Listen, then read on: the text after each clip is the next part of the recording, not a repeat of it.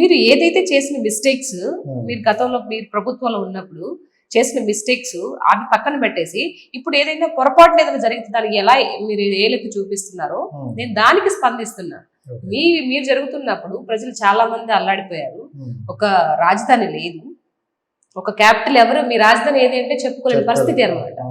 ఆ పోలవరం కంప్లీట్ ఆగిపోయింది. తర్వాత ఇంకా సిబిఎస్ రద్దు చేస్తానన్నావు, లేకపోతే ఉద్యోగాలు ఇస్తా, ఇవన్నీ నువ్వు చేయలేదు.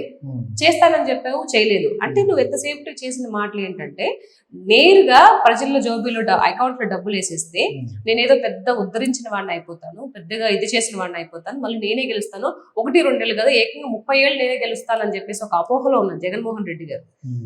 దాని తర్వాత ఏమైందంటే నువ్వు ఊరికే డబ్బులు వేస్తే ఎప్పుడు అవరు, రాష్ట్రాన్ని డెవలప్ చేస్తేనే అవుతారు. అవునా కదా? ఇప్పుడు కంపెనీస్ తీసుకొని వచ్చి ఇది చేసి రాష్ట్రానికి అంటే ఇన్కమ్ వచ్చే విధంగా చేస్తే ప్రతి ఒక్కరికి ఉద్యోగాలు వస్తాయి. నువ్వు 5 ఏళ్లలో నీలాంటి చదువుకున్న వాళ్ళకి నువ్వు ఎవరికి ఉద్యోగం ఇవ్వలేకపోయావు.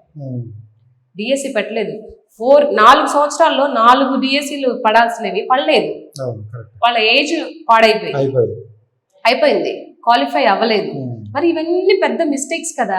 మరి ఇవన్నీ తెలుసుకొని మళ్ళీ మీకు ఎలా ఓటేసి ఎలా ముఖ్యమంత్రి అవుతారు?